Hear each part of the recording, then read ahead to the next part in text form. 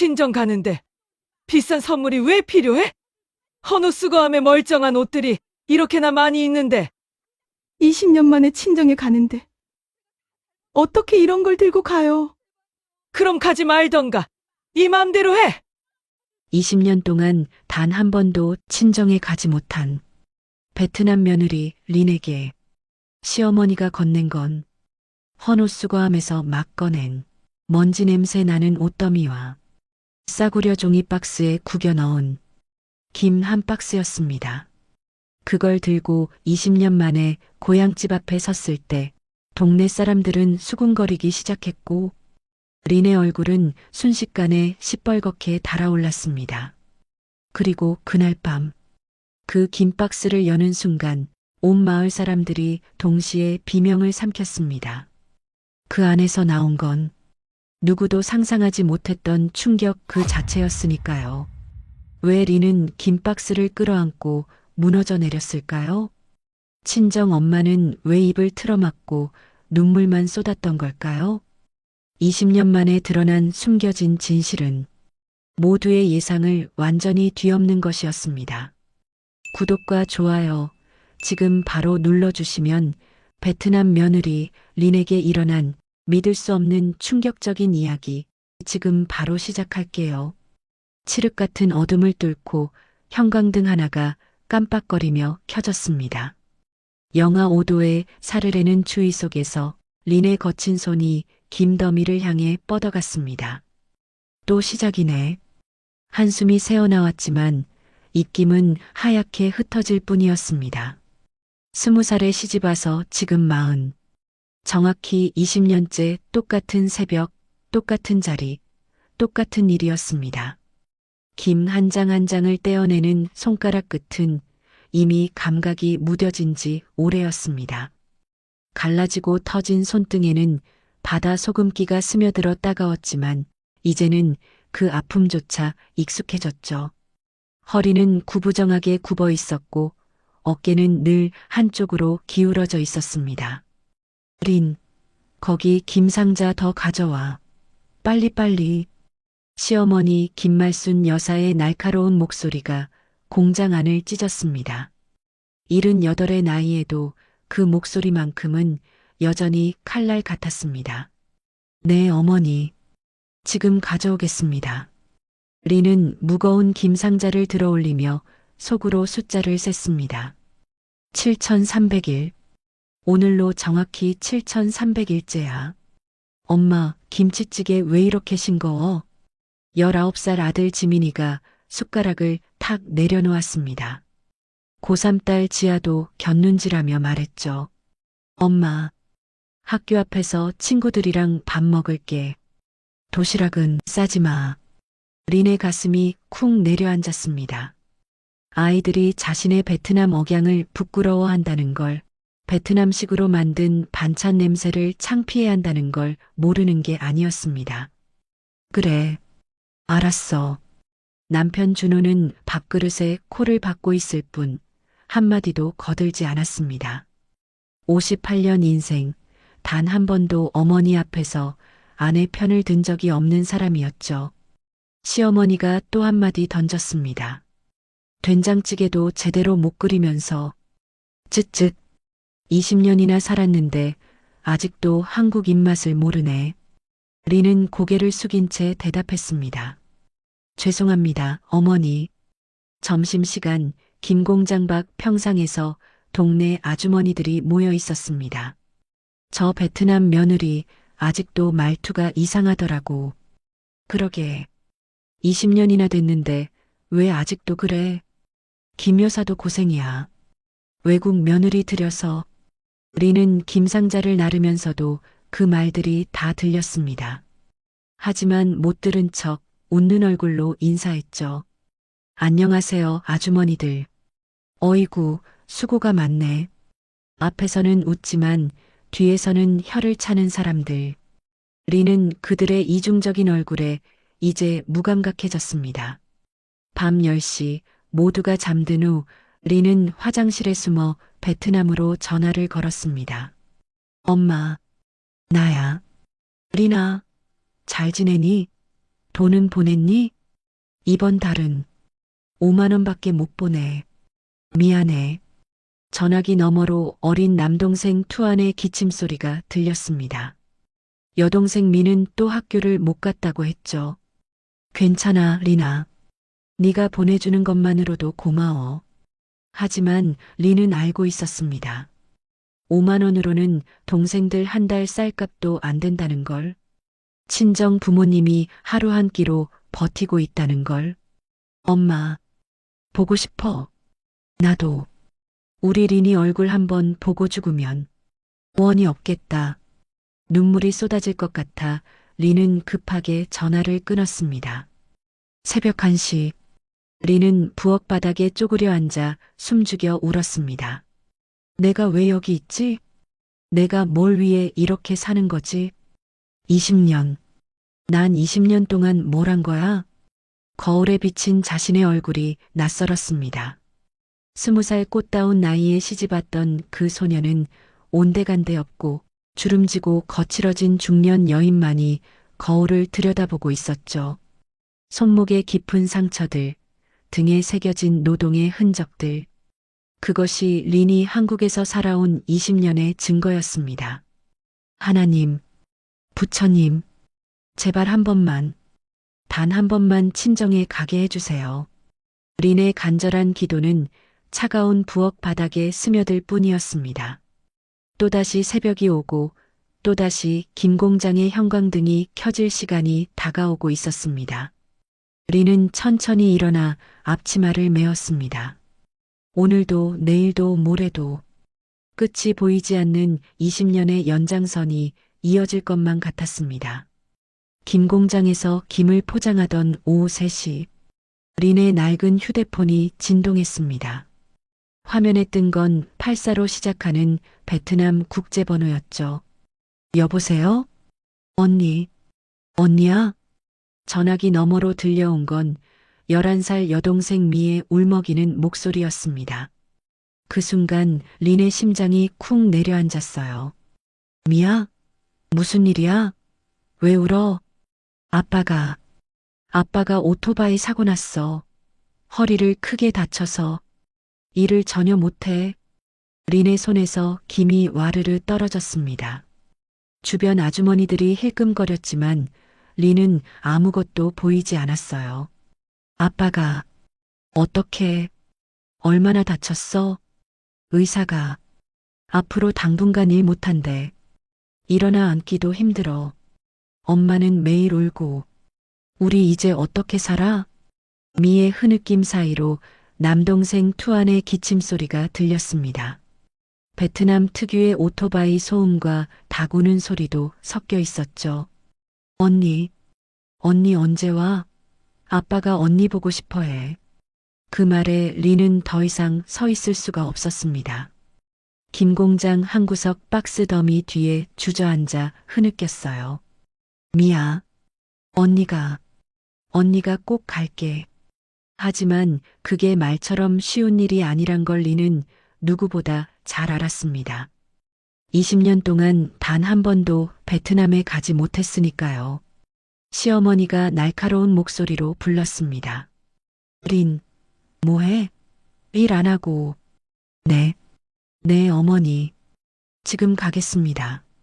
린은 눈물을 닦고 일어섰지만 다리가 후들거렸습니다. 아버지의 얼굴이 자꾸만 떠올랐어요. 20년 전 공항에서 마지막으로 본 아버지의 모습이었죠. 괜찮아, 우리 리나. 한국 가서 잘 살아. 우리는 걱정하지 마.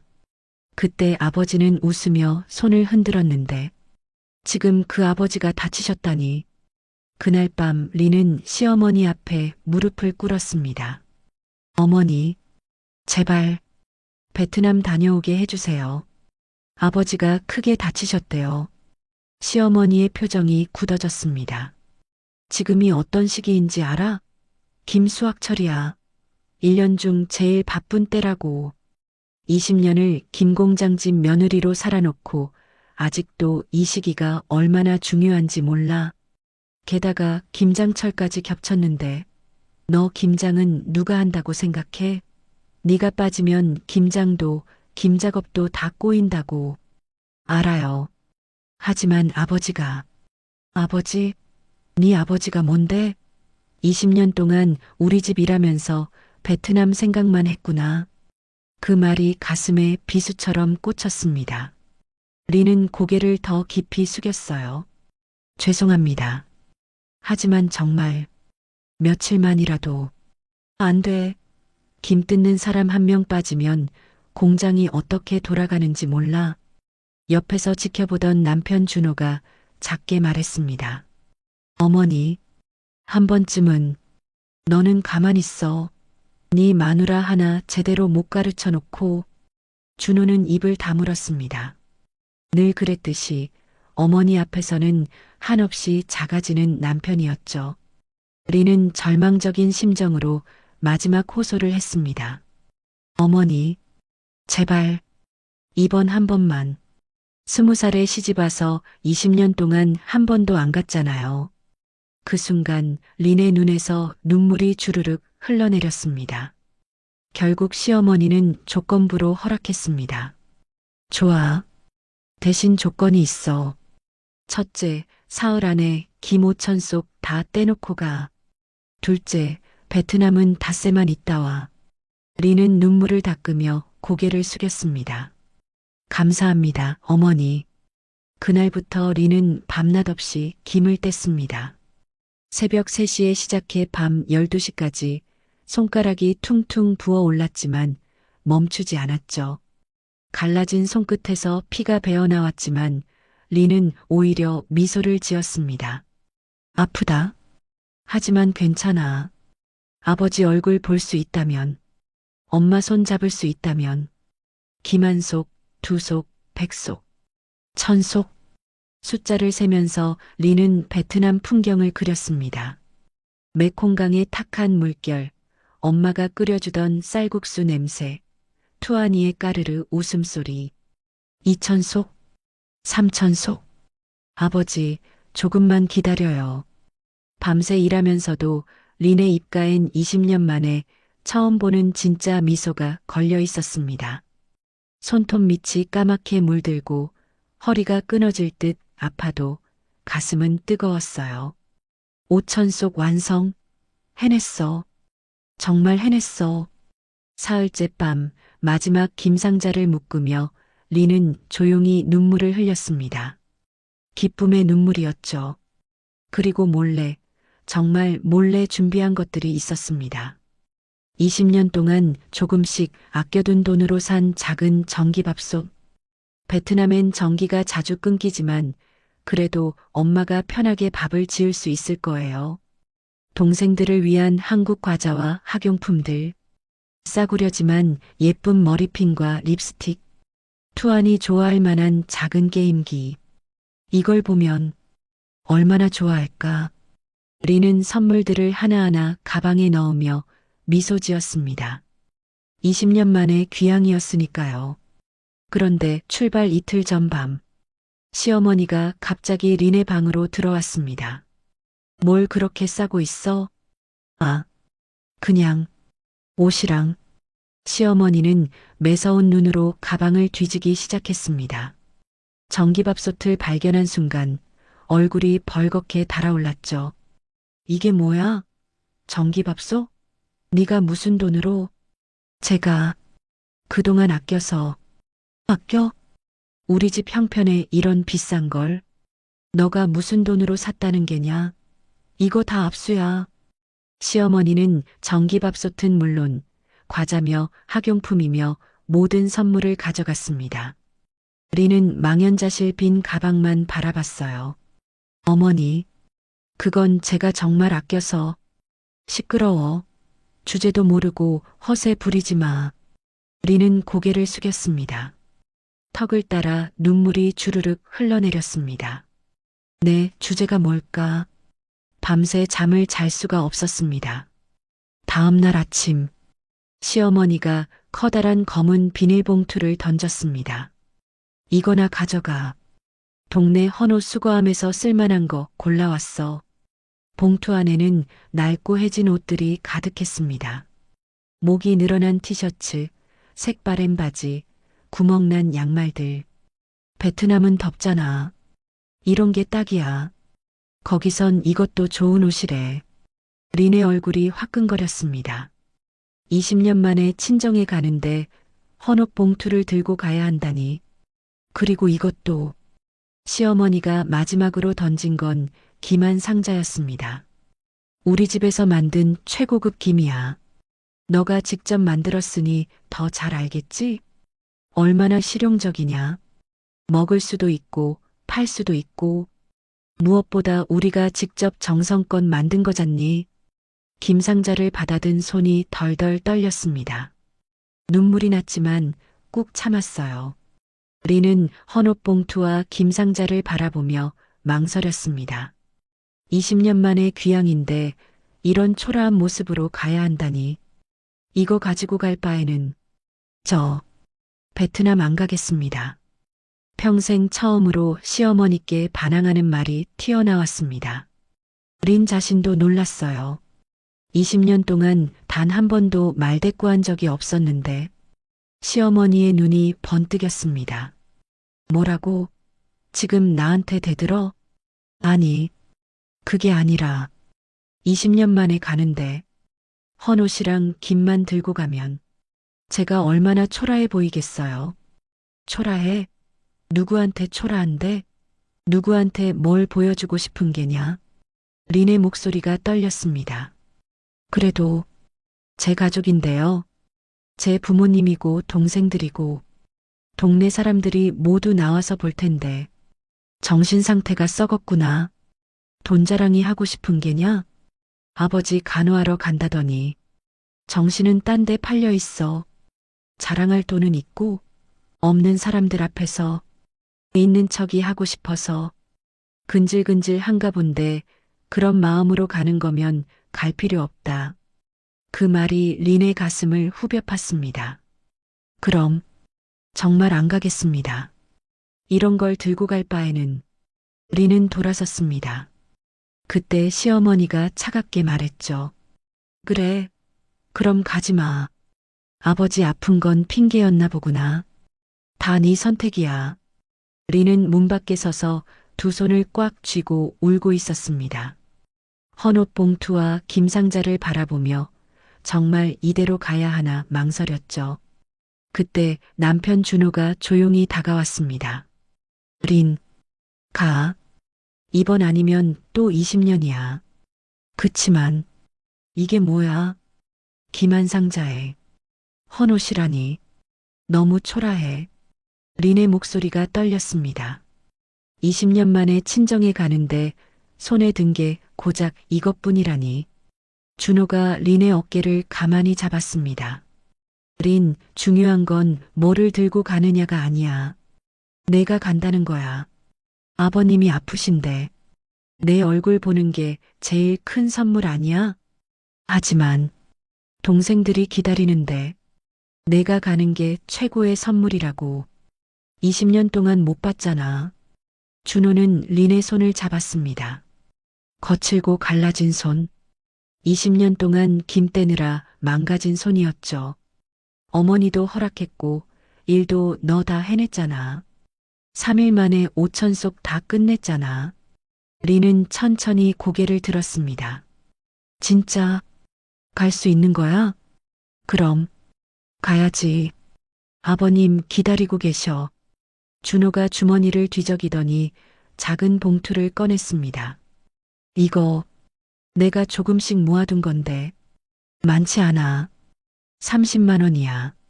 아버님 약 사드리고 동생들 맛있는 거라도 사줘. 린은 봉투를 받으며 눈물이 왈칵 쏟아졌습니다. 당신 이거 어떻게? 어머니 몰래 약은 수당 조금씩 모았어. 미안해. 더 못 모아서. 준호는 20년 동안 단 한 번도 어머니 앞에서 아내 편을 들지 못했습니다. 하지만 이렇게라도 린을 도우려 했던 거예요. 고마워. 정말 고마워. 어머니가. 그래도 김은 챙겨주셨잖아. 어머니도 마음은 있으셔. 표현을 못하실 뿐이지. 준호의 말에 리는 작게 고개를 끄덕였습니다. 리는 결국 돌아섰습니다. 무릎을 꿇고 머리를 조아렸어요. 죄송합니다. 어머니, 제가 잘못했습니다. 가게 해주세요. 시어머니는 코웃음을 쳤습니다. 그래, 분수를 알아야지. 헌옷이든 김이든 감사하게 생각해. 빈손으로 가는 것보다는 낫잖아. 그날 밤 리는 헌옷 봉투를 끌어안고 울었습니다. 냄새나는 헌옷 사이로 자신의 20년 세월이 묻어 있는 것 같았어요. 다음 날 새벽, 리는 김상자와 무거운 헌옷 봉투를 들고 집을 나섰습니다. 남편 준호는 대문 밖까지 따라 나왔습니다. 린, 너무 상심하지 마. 그래도 가는 게 중요한 거야. 미안해. 내가 못나서. 빨리 다녀와. 어머니가 또 마음 바뀌기 전에. 리는 김상자를 한 손에, 헌옷 봉투를 다른 손에 들고 걸음을 옮겼습니다. 새벽 공기가 차가웠지만 가슴은 뜨거웠어요. 아버지, 엄마, 이제 갑니다. 인천공항 로비에 들어서자 리는 한순간 걸음을 멈췄습니다. 다른 사람들은 색색의 캐리어에 과자 박스, 화장품 쇼핑백, 선물 더미를 실어 나르고 있었어요. 이건 이모 주고 이건 엄마 주고. 환하게 웃으며 떠들썩하게 출국 준비를 하는 사람들 사이에서 린의 손에 들린 건 헌옷 봉투와 기만 상자뿐이었습니다. 두 손이 가볍다는 게 이토록 마음을 무겁게 만드는 줄은 처음 알았습니다. 출국 게이트 앞, 딸 지아가 숨을 헐떡이며 뛰어왔습니다. 엄마, 지아야? 학교는? 지아가 린의 손에 무언가를 쥐어줬습니다. 작은 파우치였어요. 안에는 지아가 아끼던 한국 화장품들이 들어있었죠. 틴트, 작은 로션, 키링, 사춘기 딸이 누구에게도 잘 안 주는 보물 같은 것들이었습니다. 엄마, 이거 베트남 여동생 줘. 좋아할 거야. 지아야, 이거 내가 제일 아끼는 건데. 엄마, 이것도 오빠가 엄마 갖다 주래. 지민이가 들고 다니던 휴대용 미니 게임기였어요. 투안이가 좋아하겠지? 그치만 이거 오빠가 좋아하는 건데. 괜찮대요. 이제 대학생이잖아요. 지아가 피식 웃으며 말했습니다. 마지막으로 지아가 구겨진 5만원권 한 장을 더 쥐어줬습니다. 이것도 내가 주는 용돈이야. 가서 같이 맛있는 거 사 먹어. 니들. 엄마, 빨리 가. 할아버지 기다리잖아. 지아는 돌아서며 작게 말했습니다. 할아버지, 빨리 나으시길 바래. 리는 딸의 뒷모습을 보며 눈물이 났습니다. 아이들도 엄마의 마음을 알고 있었던 거예요. 언제 이렇게 컸을까? 20년 동안 받은 상처들이 이 순간 조금은 아물어지는 것 같았습니다. 비행기 안. 리는 김상자를 무릎 위에 올려놓고 창밖을 바라봤습니다. 구름 사이로 햇빛이 비치자 20년 전 베트남을 떠나던 날이 떠올랐어요. 호치민 공항에 도착. 문이 열리자 습한 열기가 훅 끼쳐왔습니다. 베트남 특유의 오토바이 매연 냄새, 과일 썩는 냄새, 향신료 냄새가 뒤섞여 있었죠. 20년 만이야. 정말 20년 만이야. 공항을 나서자마자 리는 택시 대신 버스를 탔습니다. 돈을 아껴야 했으니까요. 에어컨도 없는 낡은 버스는 덜컹거리며 시골로 향했습니다. 버스에서 내린 후 오토바이 택시를 탔습니다. 오토바이는 포장도 안 된 흙길을 달렸습니다. 먼지가 날리고 길은 울퉁불퉁했어요. 양옆으로는 논밭과 야자수가 끝없이 펼쳐져 있었죠. 해가 지기 시작할 무렵 리는 드디어 고향 마을 입구에 도착했습니다. 낡은 나무 다리를 건너고 좁은 골목을 지나자 저 멀리 판잣집 옹기종기 모여있는 모습이 보였습니다. 그때였어요. 누나가 깡마르고 까맣게 그을린 얼굴, 14살 투아니가 맨발로 뛰어왔습니다. 11살 미도 발뒤꿈치가 닳아버린 샌들을 덜그럭거리며 따라왔죠. 누나, 진짜야? 진짜 누나야? 리는 김상자와 헌옷 봉투를 내려놓고 동생들을 꼭 안았습니다. 그래, 누나야. 우리 투아니. 미야. 동생들은 뼈만 앙상하게 남은 팔로 린을 꽉 끌어안았습니다. 20년의 시간이 한순간에 녹아내렸어요. 엄마, 엄마, 누나 왔어. 집안에서 엄마가 뛰어나왔습니다. 머리는 하얗게 새고 얼굴은 주름투성이었지만 그 눈빛만은 20년 전과 같았어요. 리나, 우리 리니, 엄마. 모녀는 말없이 부둥켜 안고 울었습니다. 김상자와 헌옷 봉투는 먼지 날리는 마당 한구석에 놓여 있었지만 그 순간만큼은 아무도 신경 쓰지 않았어요. 자, 들어가자. 들어가. 엄마가 린의 손을 잡고 집 안으로 이끌었습니다. 문턱을 넘는 순간 구석 방에서 신음소리가 들렸습니다. 으윽. 린의 발이 멈췄습니다. 아빠? 응. 아빠 저기 계셔. 엄마가 작은 목소리로 말했습니다. 린은 가방도 내려놓지 않은 채 그 방으로 뛰어갔어요. 방문을 열자 퀴퀴한 냄새가 코를 찔렀습니다. 좁은 방 한가운데 얇은 매트가 깔려 있었고 그 위에 아버지가 누워 계셨어요. 아빠, 린이 무릎을 꿇고 다가갔습니다. 아버지는 천천히 고개를 돌렸습니다. 린이냐? 목소리는 거의 들리지 않았어요. 네, 아빠. 저예요. 린은 아버지 손을 잡았습니다. 뼈만 앙상하게 남은 손. 20년 전 그 힘있던 손은 온데간데 없었습니다.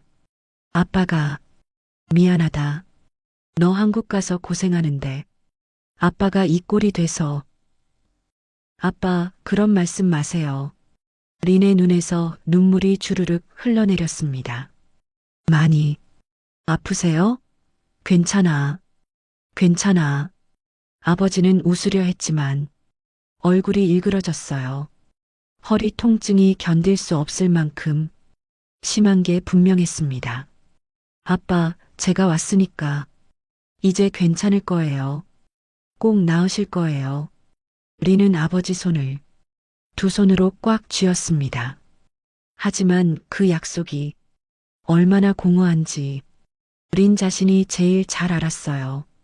손에 든 건 김상자 하나와 헌옷 봉투 하나뿐이었으니까요. 리나, 아빠 좀 쉬게 해드려. 엄마가 문 밖에서 조용히 불렀습니다. 네, 엄마. 린은 아버지 손을 천천히 놓았습니다. 아빠, 조금 쉬세요. 제가 곁에 있을게요. 밖으로 나오자 엄마가 린의 손을 잡았습니다. 아빠가 많이 안 좋아졌지? 엄마의 목소리가 떨렸습니다. 엄마, 괜찮아. 내가 왔으니까. 아빠 기운 나실 거야. 엄마는 웃으려 했지만 눈가가 붉어졌어요. 린은 거실로 나와 벽에 기대 섰습니다. 거실이라고 할 공간은 겨우 2평 남짓했고 바닥은 시멘트 그대로였어요. 벽에 손을 짚으려다가 린은 손을 거두었습니다. 벽 전체가 검은 곰팡이로 뒤덮여 있었으니까요. 리나, 여기 앉아. 엄마가 낡은 플라스틱 의자를 닦아서 내밀었습니다. 린이 조심스럽게 앉자 의자가 삐걱 소리를 냈어요. 무너질까봐 조심스러웠습니다. 투아나, 미야, 언니 짐 갖다 드려.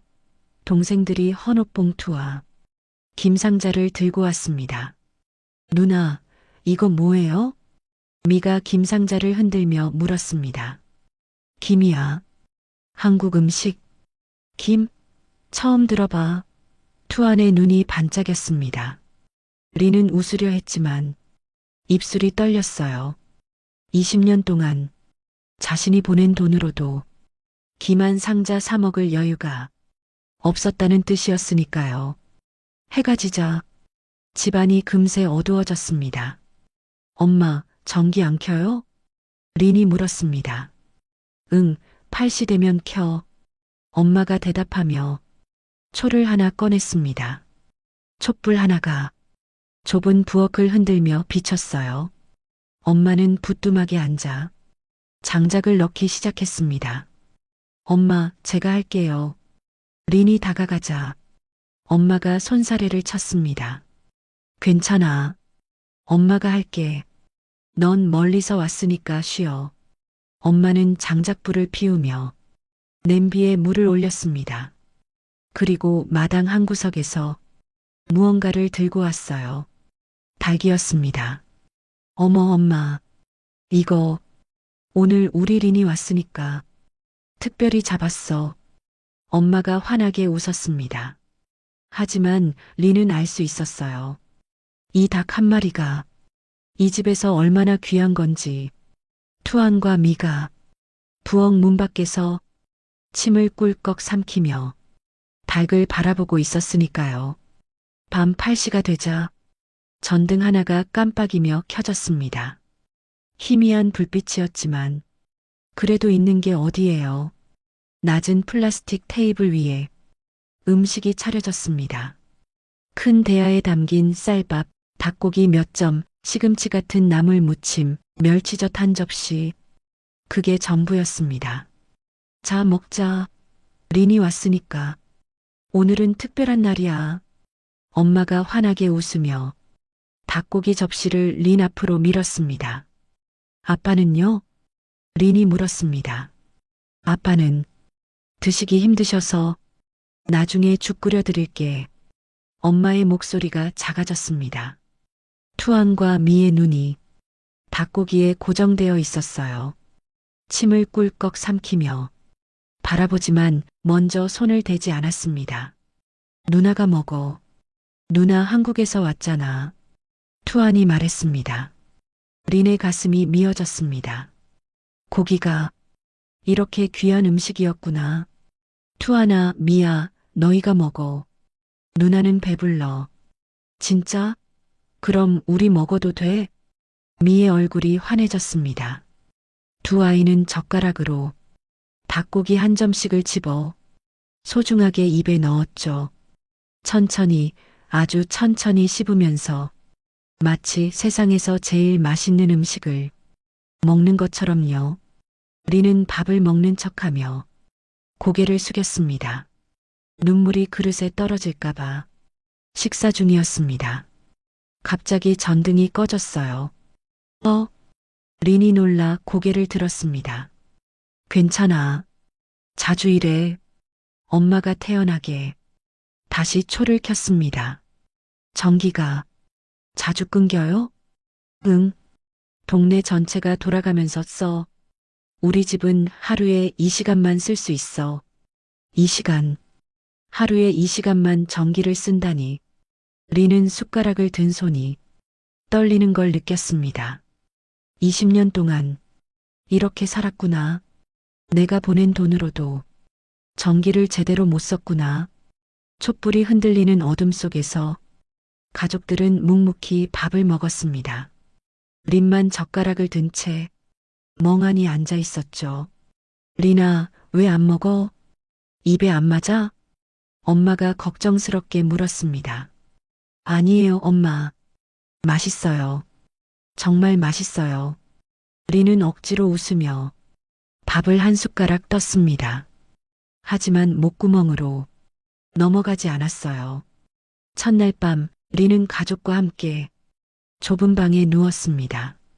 천장을 올려다보니 철판 지붕 사이로 별이 보였어요. 지붕에 구멍이 뚫려 있었습니다. 비 오면 어떻게 하지? 옆방에서는 아버지의 신음소리가 작게 들렸습니다. 엄마도 잠든 것 같았어요. 린은 조용히 눈물을 흘렸습니다. 소리 내지 않게. 다음날 오전 아침 햇살이 철판 지붕 틈새로 쏟아져 들어왔습니다. 린은 눈을 뜨자마자 낯선 천장을 올려다봤어요. 여기가 베트남이지. 밖에서 닭 우는 소리, 오토바이 지나가는 소리, 아이들 떠드는 소리가 뒤섞여 들렸습니다. 린이 일어나 밖으로 나가자 엄마는 벌써 부뚜막에 앉아 아침을 준비하고 있었어요. 엄마, 제가 할게요. 괜찮아. 다 됐어. 넌 씻고 와. 화장실이 뒤편에 있어. 물통이랑 바가지 있으니까 그거 써. 린은 뒤편으로 갔습니다. 판자로 둘러싼 화장실, 시멘트 바닥에 뚫린 구멍, 양철 물통 하나. 20년 전엔 이게 당연했는데 지금은 숨이 막혔습니다. 아침을 먹고 있는데 마당 쪽에서 인기척이 들렸습니다. 흐엉 집에 있어? 중년 여자 목소리였어요. 언니, 들어와. 엄마가 반갑게 나갔습니다. 한국에서 딸 왔다며? 응, 어제 왔어. 곧이어 또 다른 사람들이 하나둘 모여들었습니다. 어머, 정말 왔네? 20년 만이지? 멀리서 고생했겠어. 린은 어색하게 웃으며 인사를 했습니다. 안녕하세요. 어이구, 한국말 쓰네. 베트남말 다 잊었겠다. 여자들은 린을 위아래로 훑어보기 시작했어요. 옷차림새, 얼굴, 손. 한국 가서 얼마나 잘 사나 하는 눈빛이었습니다. 김상자 발견한 아주머니가 마당 한 구석에 놓인 김상자와 헌옷 봉투를 발견했습니다. 어머, 저게 뭐야? 한국에서 가져온 거? 응, 시댁에서 보내준 거야. 엄마가 대답했습니다. 사람들이 슬금슬금 그쪽으로 다가갔어요. 한 아주머니가 헌옷 봉투를 슬쩍 들춰봤습니다. 이건 옷? 응. 침묵. 색바랜 티셔츠, 목이 늘어난 상의, 구멍난 양말들이 비닐봉투에서 삐져나왔습니다. 아주머니들이 서로 눈빛을 교환했어요. 아무도 말은 하지 않았지만 그 시선이 다 말해주고 있었습니다. 한국 가서 20년 살았는데 헌옷? 린의 얼굴이 화끈거렸습니다. 이건 뭔데? 다른 아주머니가 김상자를 가리켰습니다. 김이래. 한국 음식. 엄마가 설명했습니다. 김? 그게 뭔데? 바다에서 나는 거래. 한국에서는 많이 먹는다고. 아, 그래. 아주머니가 상자를 톡톡 두드렸습니다. 이게 전부야? 그 한마디에 공기가 얼어붙었습니다. 린은 고개를 들 수가 없었어요. 20년 만에 왔는데 누군가 작게 중얼거렸습니다. 즉, 혀를 차는 소리가 들렸어요. 그때 엄마 흐엉이 재빨리 나섰습니다. 이게 얼마나 귀한 건데. 이거 한국에서도 최고급이래. 엄마의 목소리가 평소보다 한 톤 높았어요. 우리 린이 시댁에서 직접 만든 거야. 시어머니가 정성껏 만들어서 보내주신 거라고. 이거 한국에서 엄청 비싼 거래. 선물로 주면 되게 좋아한대. 엄마는 김상자를 쓰다듬으며 계속 말했습니다. 바다에서 나는 거라 베트남엔 없잖아. 이거 정말 귀한 거야. 아주머니들은 어색하게 웃으며 고개를 끄덕였습니다. 아, 그래. 그럼 좋겠네. 그래, 시댁에서 신경 많이 썼구나. 하지만 그 눈빛은 여전히 차가웠어요. 그래, 우리 이만 갈게. 린이 쉬어야지. 천천히 가. 사람들이 하나둘 집을 나섰습니다. 마당을 나서면서 작게 속삭이는 소리가 린의 귀에 다 들렸어요. 기만 상자가 전부래. 헌옷도 가져왔더라. 한국 가서 돈 벌었다더니. 쯧쯧. 린은 그 자리에 얼어붙은 듯 서 있었습니다. 엄마가 린의 손을 잡았습니다. 린아, 괜찮아. 사람들이 원래 그래. 신경 쓰지 마. 하지만 린은 괜찮지 않았습니다. 얼굴이 뜨겁고 눈에선 눈물이 맺혔어요. 사람들이 다 간 후 집은 다시 조용해졌습니다. 린은 마당 한 구석에 앉아 김상자와 헌옷 봉투를 바라봤어요. 아침 햇살 아래 더욱 초라해 보이는 것들. 내가 20년 만에 가져온 게 이것뿐이구나. 엄마가 다가와 린 옆에 앉았습니다. 한동안 둘은 말없이 앉아 있었어요. 린아, 엄마가 조심스럽게 말을 꺼냈습니다. 너, 한국에서 잘 지내는 거 맞지?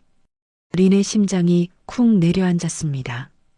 엄마의 목소리가 떨렸습니다. 린은 순간 고개를 들 수가 없었어요. 엄마는 린의 손을 잡았습니다. 거칠고 갈라진 손이었지만 그 온기가 린의 마음을 녹였어요. 한국 생활, 힘들지 않아? 아니에요, 엄마. 린은 재빨리 대답했습니다. 어머니가 저 정말 잘 챙겨주세요. 딸처럼 대해주시고, 남편도 잘해주고, 애들도 이제 많이 컸어요. 그래. 엄마가 린의 얼굴을 들여다봤습니다. 정말? 네, 정말이에요. 걱정 마세요. 린은 억지로 웃었습니다. 집도 따뜻하고, 밥도 잘 먹고, 김 공장 일도 익숙해졌어요. 괜찮아요, 엄마. 엄마는 한참 동안 린의 눈을 바라봤습니다. 그 눈빛을 보는 순간 린은 알았어요. 엄마가 다 알고 있다는 걸. 하지만 엄마는 더 이상 묻지 않았습니다. 그래, 잘 지내고 있구나. 우리 린이. 엄마가 린을 꽉 끌어안았습니다. 고생 많았다. 정말 고생 많았어. 그 품에 안긴 순간 린은 눈물이 터질 것 같았습니다. 하지만 꾹 참았어요. 엄마 앞에서 울면 엄마가 더 힘들어할 테니까요. 엄마, 저 괜찮아요. 정말 괜찮아요. 린은 엄마 등을 토닥이며 말했습니다. 엄마가 더 힘드시잖아요. 아빠도 아프시고 투안이랑 미도 챙기시고. 우리야 괜찮아. 내가 보내주는 돈으로 우리 이렇게라도 살고 있잖아. 엄마의 목소리가 떨렸습니다. 린아, 미안해. 엄마가 더 잘해줘야 하는데. 엄마, 그런 말씀하지 마세요. 린은 엄마를 더 꽉 안았습니다. 해가 지자 다시 전등이 켜졌습니다.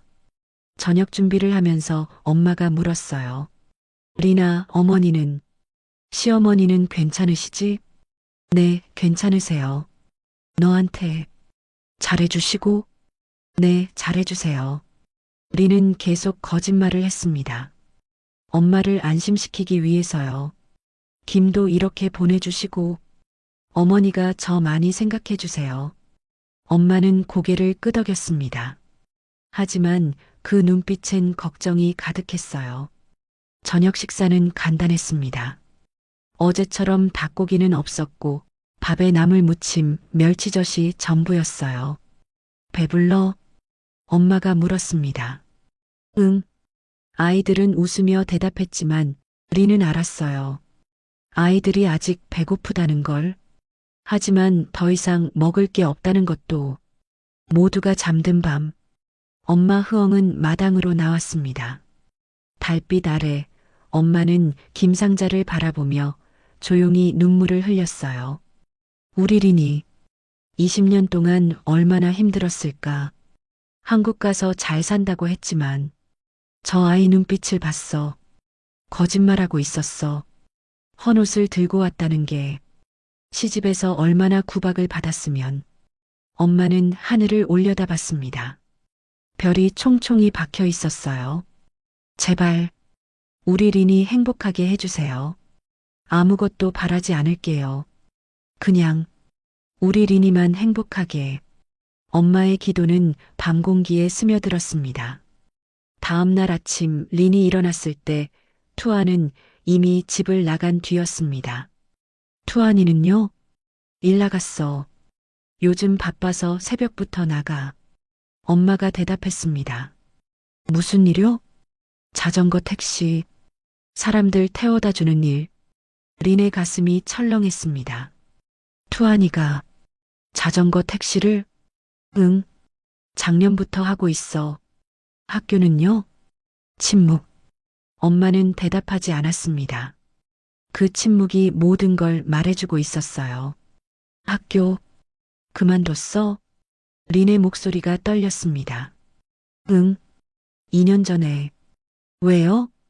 학비가 없어서. 엄마의 목소리가 작아졌습니다. 그리고 아빠가 다치신 후로 투안이가 돈을 벌어야 했어. 린은 그 자리에 주저앉았습니다. 투안이 하루에 얼마 벌어요? 한 $5 정도? $5. 한국 돈 6,000원 남짓. 그 돈으로 어떻게 살아요? 그걸로 우리 셋이 밥 먹고 아빠 약 사고 조금씩 병원비도 갚고 있어. 엄마의 눈에서 눈물이 흘러내렸습니다. 리나, 미안해. 내가 매달 돈 보내주는데도 우리가 이 모양이라서. 엄마. 린은 엄마를 안았습니다. 엄마의 몸이 흐느끼며 떨렸어요. 내가 보낸 돈 없었으면 우리 진작 굶어 죽었어. 정말이야. 엄마, 그런 말씀 마세요. 제가 더 많이 보내드릴게요. 하지만 그 약속이 얼마나 공허한지 린 자신이 제일 잘 알았습니다. 그때 미가 물통을 들고 돌아왔습니다. 언니. 11살 미가 자기 몸만 한 물통을 들고 있었어요. 물을 길어와? 응. 우물이 저 아래쪽에 있어서 매일 가야 돼. 얼마나 멀어? 걸어서 30분? 린은 말문이 막혔습니다. 11살 아이가 매일 30분씩 걸어서 물을 깃는다니. 학교는? 린이 조심스럽게 물었습니다. 요즘 잘 못 가. 미가 고개를 숙였습니다. 너무 멀기도 하고. 미가 말끝을 흐렸습니다. 미야. 린은 여동생을 꽉 안았습니다. 뼈만 앙상하게 남은 몸이 품에 안겼어요. 밤이 되자 미가 아버지 방으로 들어갔습니다. 린도 따라갔어요. 아빠, 화장실 가실래요? 미가 능숙하게 아버지를 부축했습니다. 미야, 언니가 할게. 괜찮아요, 언니. 저 잘해요. 11살 아이의 손놀림은 놀라울 정도로 익숙했습니다. 아버지 기저귀를 갈고 몸을 닦아드리고 이불을 정리하는 모습, 하루에도 몇 번씩 하는 일이었던 거예요. 미야, 이거 언제부터 했어? 작년부터요. 엄마 혼자 하시니까 힘들어 보여서. 린은 여동생을 꽉 안았습니다. 언니가 미안해. 언니가 여기 있었어야 했는데. 언니 잘못 없어요. 언니는 한국에서 돈 벌어서 우리한테 보내주잖아요. 미가 린의 등을 토닥였습니다. 11살이 언니를 위로하고 있었어요. 저녁 린은 마당에 혼자 앉아 있었습니다. 아빠는 수술비가 없어서 고통받고 투안이는 학교도 못 다니고 미는 11살에 간병을 하고 엄마는 하루 종일 일해도 하루 먹고 살기도 힘들고. 그런데 나는 20년 동안 뭘 한 거지? 김한 상자, 헌옷 한 봉투. 이게 내가 20년 만에 가져온 전부야. 린은 하늘을 올려다봤습니다. 별이 총총히 박혀 있었지만 린의 눈엔 아무것도 보이지 않았어요. 모든 게 다 자기 잘못 같아 미쳐버린 것 같았어요. 그때 엄마가 나왔습니다. 리나, 추워. 들어가자. 저녁 먹어야지. 참, 근데 저거 김이라고 했나? 저건 저렇게 밖에 계속 둬도 되니? 아, 습기 차면 눅눅해져요. 냉동실에 넣는 게 좋긴 한데. 그렇구나. 너무 많으니 얼른 고모네, 삼촌네, 이웃들도 좀 나눠줘야겠다. 그럼 일단 하나 뜯어서 저녁에 먹어볼까? 그래요. 불에 살짝 구우면 바삭바삭해지고 고소해져요. 그래, 반찬도 없는데 아이들이 너무 좋아하겠구나. 린의 가슴이 조금 따뜻해졌습니다. 김이라도 있어서 가족들이 오늘 저녁은 맛있게 먹을 수 있겠구나 싶었어요. 해가 완전히 지고 나서야 투안과 미가 집으로 돌아왔습니다. 엄마, 배고파? 응, 들어와. 오늘 특별한 거 있어. 엄마가 웃으며 아이들을 맞았어요. 리는 김 한 봉지를 조심스럽게 뜯었습니다. 빳빳한 김이 손에 잡혔어요. 이게 뭐예요? 미가 신기한 듯 김을 만져봤습니다. 김이야. 한국 음식. 언니가 구워줄게. 투안이 마당 한켠에 작은 숯불 화로를 가져왔습니다. 리는 김묶음 중 맨 위 2장을 떼어 참기름을 바른 뒤 불에 올렸습니다. 숯불에 닿은 김은 치익 소리를 내며 순식간에 녹빛으로 변했습니다. 고소한 참기름 냄새가 온 집안에 퍼지자 린과 친정엄마, 어린 동생들은 오랜만에 느끼는 풍요로운 냄새에 침을 삼켰습니다. 린은 김묶음에서 구울 분량을 마저 떼어내기 위해 2번째 김묶음에 손을 댔습니다. 김은 워낙 얇고 바스락거려 조심스럽게 다뤄야 했습니다. 린은 무심코 김묶음의 모서리를 잡고 2장을 분리하려 했습니다.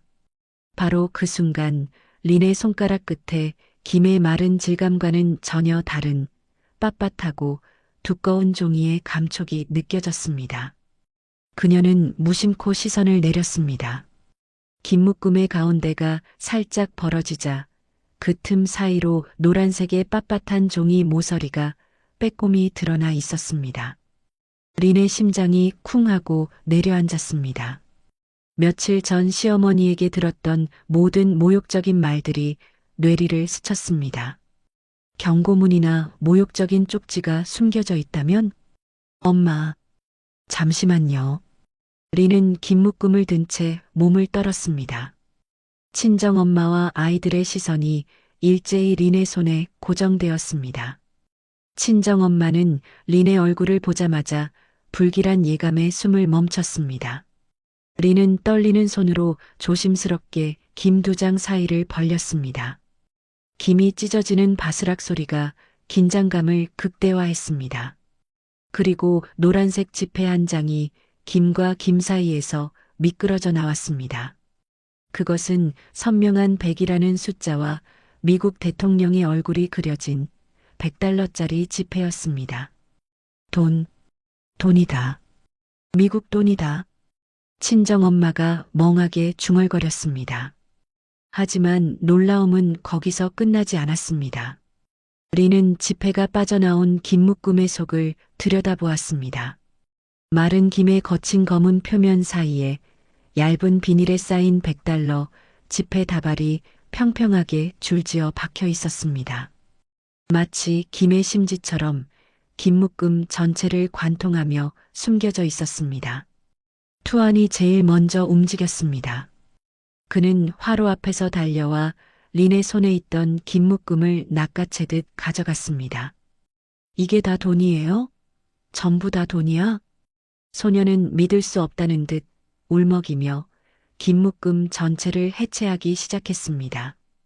바스락바스락 김이 부서지고 지폐들이 바닥에 쏟아져 내렸습니다. 또 한 장, 또 한 장, 또 한 장. 노란색 $100 지폐들이 마루 바닥을 가득 채웠습니다. 투아는 김 사이에서 쏟아지는 지폐들을 넋을 잃고 주었습니다. 돈이 쏟아지는 와중에 친정엄마는 린의 손을 잡고 울기 시작했습니다. 하지만 린은 울 겨를이 없었습니다. 10장, 20장, 30장. 투안이 숨을 헐떡이며 세기 시작했습니다. 50장, 60장. 미도 바닥에 주저앉아 지폐를 모으기 시작했어요. 80장, 90장, 100장. 총 $10,000. 베트남 돈으로 2억 3천만 동. 검은 김들 사이에 구석 가장 안쪽에 빨간 무언가가 보였습니다. 김묶음의 가장 안쪽을 손가락으로 더듬었습니다. 그리고 거기서 작은 붉은 벨벳 주머니가 만져졌습니다. 린은 주머니를 꺼내 끈을 풀고 내용물을 손바닥에 쏟았습니다. 반짝. 이건 어머니가 평생 끼고 계시던 50년 넘게 한 번도 빼지 않던 시어머니의 유일한 패물이었어요. 린이 시집 오던 날부터 20년간 단 한 번도 빼지 않았던 냉정한 무게감을 상징했던 바로 그 반지였습니다. 린의 눈에서 뜨거운 눈물이 흘러내렸습니다. 그리고 그 붉은 주머니 안에는 작은 한지가 돌돌 말려 있었습니다. 린은 손을 떨며 한지를 펼쳤습니다. 그것은 모든 모욕과 수수께끼를 푸는 열쇠였습니다. 그 위에는 삐뚤빼뚤한 한글이 연필로 쓰여 있었습니다. 리나, 내가 편지 같은 거 써본 적 없어서 글이 엉망일 거다. 미안하다. 너 한국 와서 입맛도 말도 다른 나라에서 혼자서 얼마나 외로웠을지 나는 알아. 내가 말주변이 없고 살갑게 굴 줄 몰라서 너가 늘 외로웠을 게다. 린의 눈에서 눈물이 뚝뚝 떨어졌습니다. 편지가 젖어가기 시작했어요. 하지만 너는 우리 집에서 20년 동안 한 번도 불평하지 않고 아이들 잘 키우고 집안 살리고 공장 일까지 도맡아 한 내가 아는 가장 강한 여자다. 너는 부족한 며느리가 아니고 내가 자랑이다. 말로는 못했지만 내 마음은 늘 그랬다. 내 아버지 많이 아프다 했지. 병원비는 이 돈으로 해라. 그리고 내 동생들 공부 꼭 해야 한다. 그래서 내가 너 이름으로 베트남 통장에도 조금 넣어놨다. 동생들 학비 써라. 그게 너희 가족의 미래다. 내가 너한테 쓸데없는 선물 못 챙기게 한 건 너를 창피하게 하려는 게 아니다. 베트남 사람들 선물 많이 가져가면 너한테 계속 기대하고 부담 줄까봐 그랬다. 너 힘들까봐 내가 막은 거다. 리나, 너는 내 며느리가 아니라 내 딸이다. 말로는 못해도 나는 너를 많이 사랑한다. 아버지 어머니 병 나으면 모시고 한국 와라. 내가 어떻게 사는지 친정 부모님도 보고 싶을 거 아니냐. 그리고 편지의 가장 마지막 줄 삐뚤빼뚤한 글씨로 적힌 한국어 문장 아래에 꼰 라자 딘 꾸엄에 매 트엉 꼰 리는 숨을 삼켰다. 그 문장을 읽는 순간 심장이 쿵 하고 내려앉았다. 그 말은 베트남어로 너는 우리 가족이다. 사랑한다. 였습니다. 린의 무릎이 힘없이 꺾였다. 편지와 반지를 가슴에 끌어안은 채 마치 오래 참아온 20년이 한꺼번에 무너져 내리듯 울음을 쏟아냈다. 베트남 엄마 흐엉도 놀라서 말을 잃었다. 리나, 이건 정말 마음을 준 거다. 어머니가 나한테 이런 마음을 가지고 계셨는지 몰랐어요. 누나, 여기 봉투가 하나 더 있어요. 투안이 $100 지폐와 찢어진 긴 부스러기로 난장판이 된 박스 바닥에서 두툼하고 하얀 봉투 하나를 찾아 내 앞에 내밀었어요. 심장이 더 이상 버틸 수 없을 만큼 빠르게 뛰고 있었지만 투안의 절박한 목소리에 떨리는 손으로 봉투를 받아들었습니다. 손이 떨려 봉투를 제대로 잡지 못할 정도였죠. 조심스럽게 봉투를 열자 먼저 눈에 들어온 건 린 이름으로 된 베트남 은행 통장이었어요. 그 안엔 상상조차 못한 큰 금액이 적혀 있었고 동생들 학비라고 또렷하게 찍혀 있었습니다. 린의 숨이 턱 막혔습니다. 동생들 공부시켜라. 그게 너희 가족의 미래다. 그랬습니다. 황 여사는 단순히 친정아버지만 살린 것이 아니라 가난의 굴레를 대물림할 수밖에 없는 어린 동생들의 미래까지 걱정하고 있었던 것입니다. 황 여사가 그토록 경멸했던 가난과 무지를 돈으로 끊어주려 한 것입니다. 그리고 왕복 비행기표 2장, 1년 안에 언제든 한국에 올 수 있는 자유로운 날짜의 오픈 티켓, 아버지 몸 다 나으시면 한국으로 모시고 오라는 어머님 편지 속 말이 진심이었고 그 약속을 지키기 위해 오픈 티켓을 미리 준비해 두었던 것입니다. 더 이상 모욕도 자책도 분노도 없었습니다. 오직 죄책감과 참을 수 없는 오열만이 그녀를 지배했습니다. 20년간의 고통이 이 베트남 통장과 왕복 티켓 속에 담긴 시어머니의 위대한 사랑과 지혜로 용서받는 순간이었습니다. 너는 우리 집 기둥이다. 절대 기죽지 마라. 그 편지의 마지막 한 줄이 린의 가슴을 때렸습니다. 이 모든 것은 린의 체면과 미래를 위한 어머니의 가장 강력한 방패막이었습니다. 다음 날 아침 해가 완전히 뜨기도 전이었습니다. 쿵, 쾅. 집 밖에서 큰 소리가 들렸어요.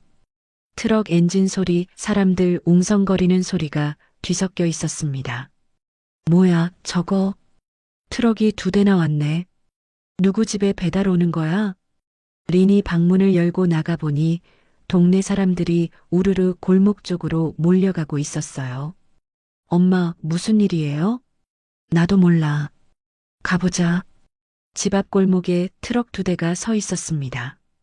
큰 상자들이 트럭에 가득 실려 있었어요. 세탁기 들어갑니다. 냉장고 조심하세요. 배달원들이 소리쳤습니다. 린은 그 자리에 멈춰 섰습니다. 세탁기? 냉장고? 엄마 흐엉이 놀라 입을 틀어막았어요.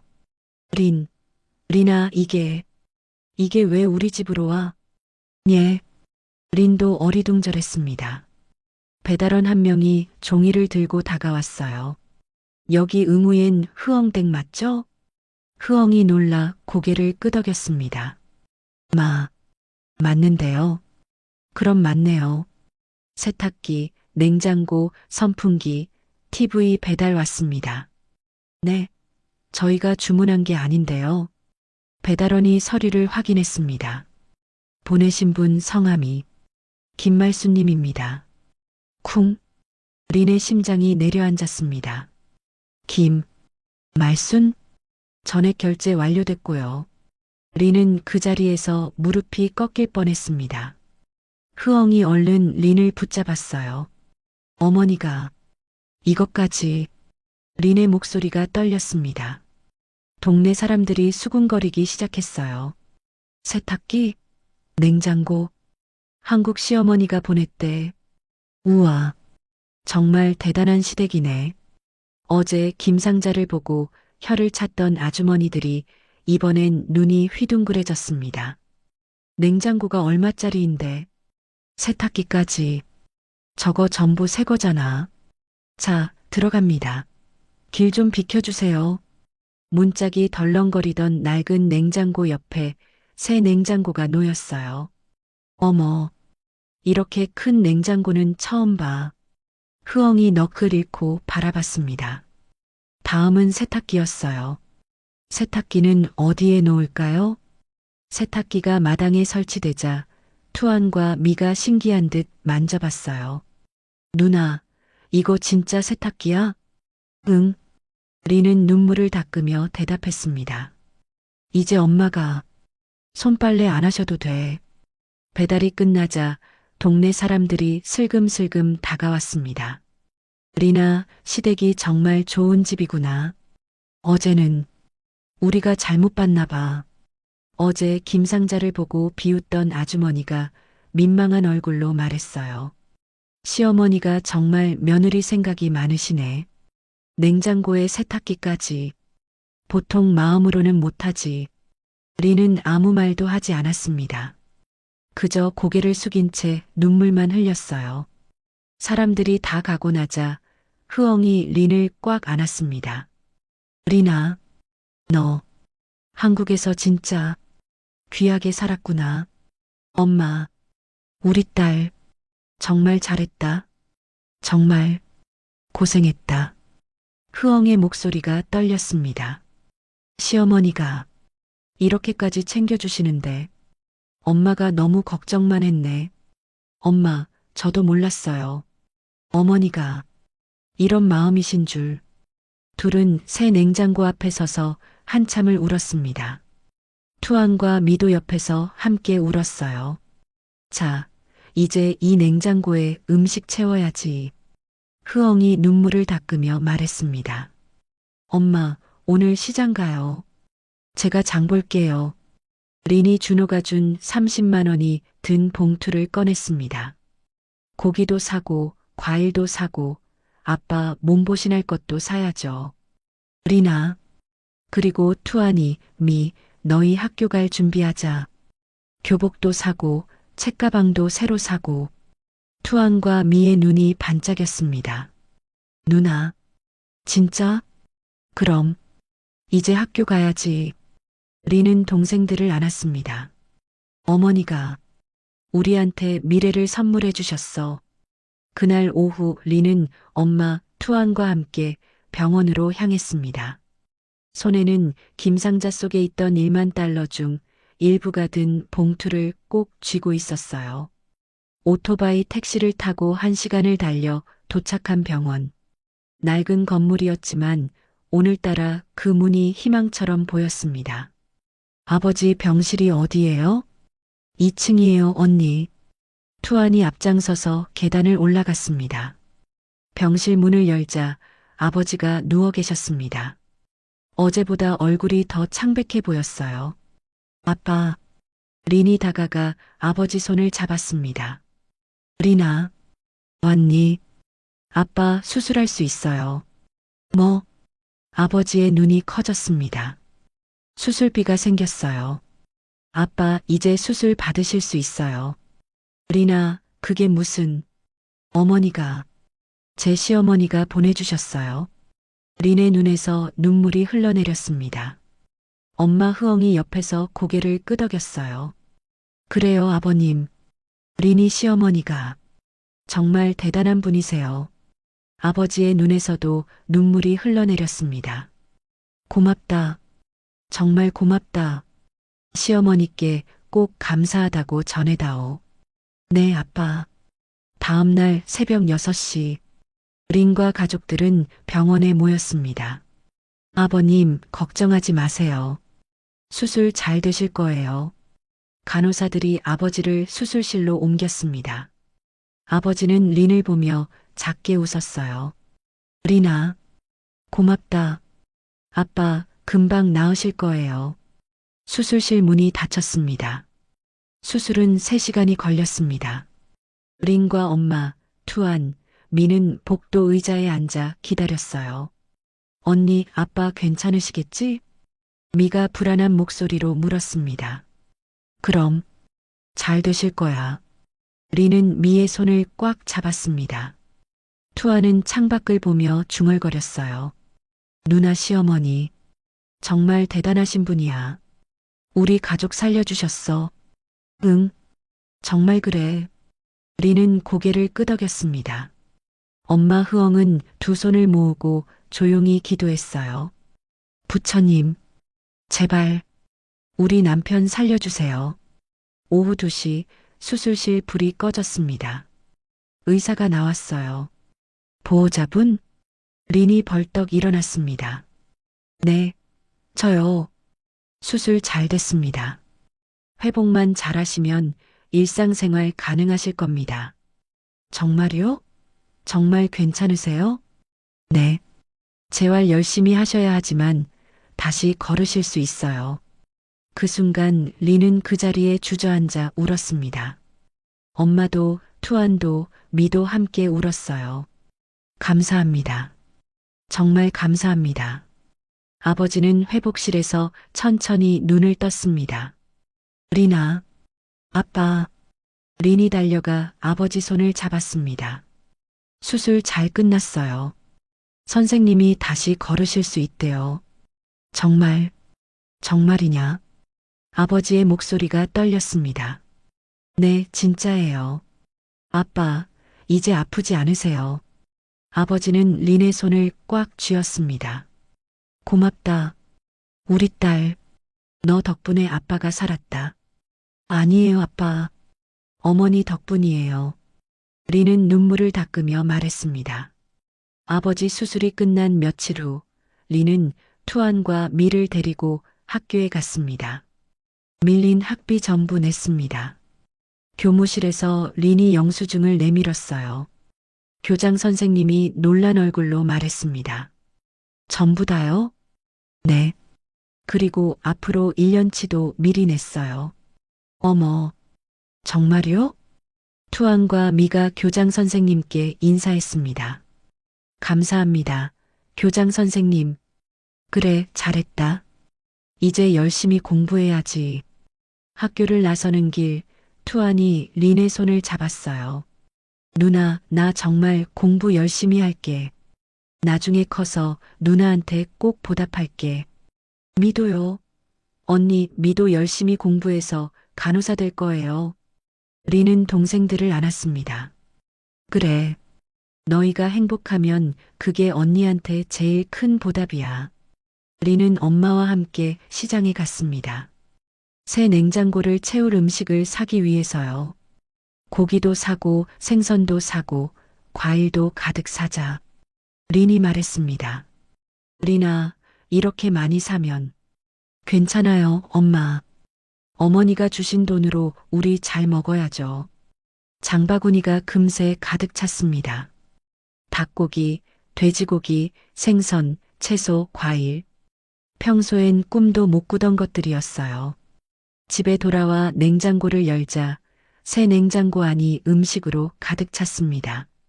와, 이렇게 가득 찬 냉장고는 처음 봐. 엄마가 감격스럽게 말했습니다. 린이 베트남을 떠나기 전날 밤, 가족 모두가 모여 저녁을 먹었습니다.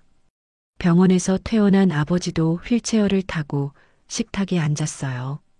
자, 오늘은 우리 린이 마지막 저녁이니까 특별하게 준비했어. 엄마가 음식을 내왔습니다. 닭고기 요리, 생선구이, 쌀국수, 과일. 와, 이렇게 많은 음식. 투안과 미가 눈이 휘둥그레졌습니다. 자, 많이 먹어. 오늘은 배부르게 먹자.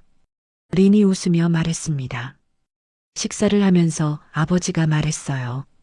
린아, 시어머니께 꼭 전해다오.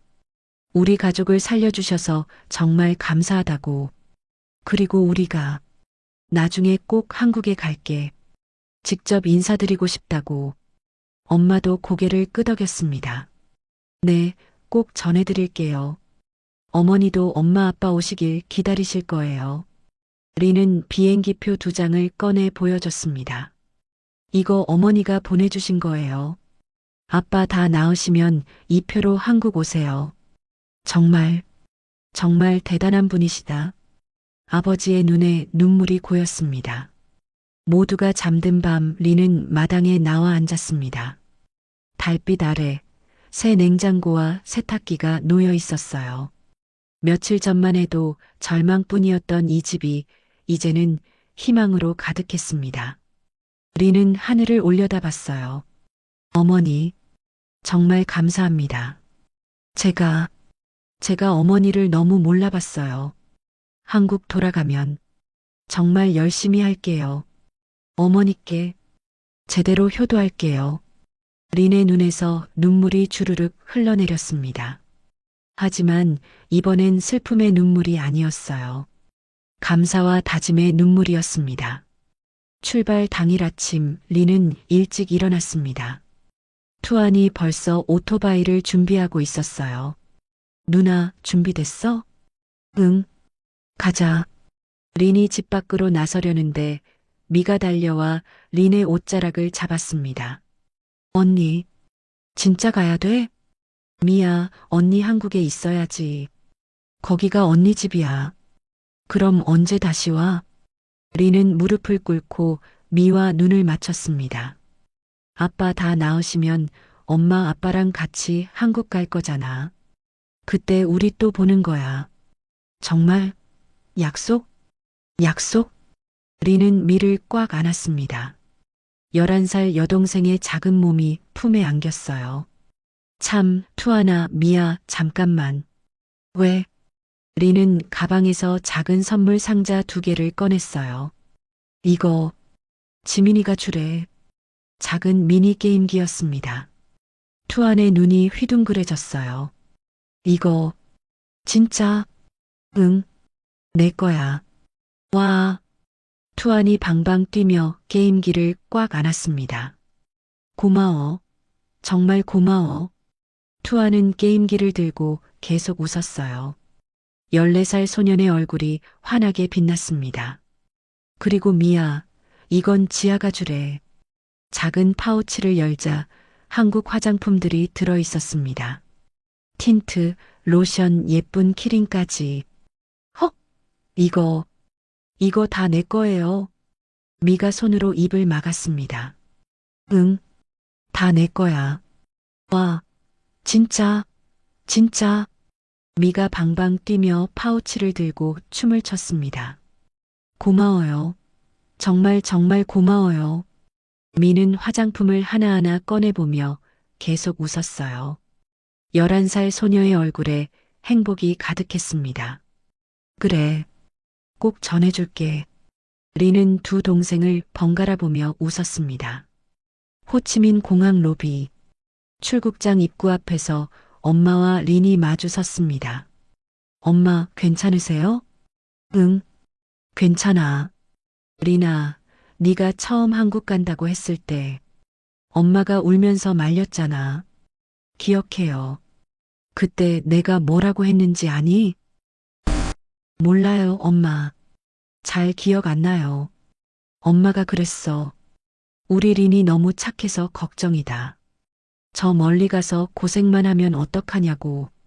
엄마의 목소리가 울먹였습니다. 근데 엄마 말이 맞았어. 내가 정말 고생했더라. 엄마. 하지만 네 시어머니가 진짜 대단한 분이시더라. 우리 린이 알아봐 주셨어. 그러니까 이제는 엄마가 마음 놓고 살 수 있어.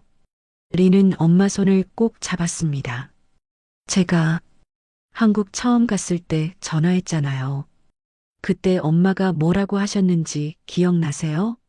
리나, 거기서 울지 마. 내가 울면 엄마도 울어 그러셨잖아요. 엄마의 눈이 붉어졌습니다. 근데 그 말 못 지켰어요. 20년 동안 엄청 많이 울었어요. 리나. 하지만 이제는 안 울 거예요. 이제는 웃으면서 살 거예요. 린이 환하게 웃었습니다.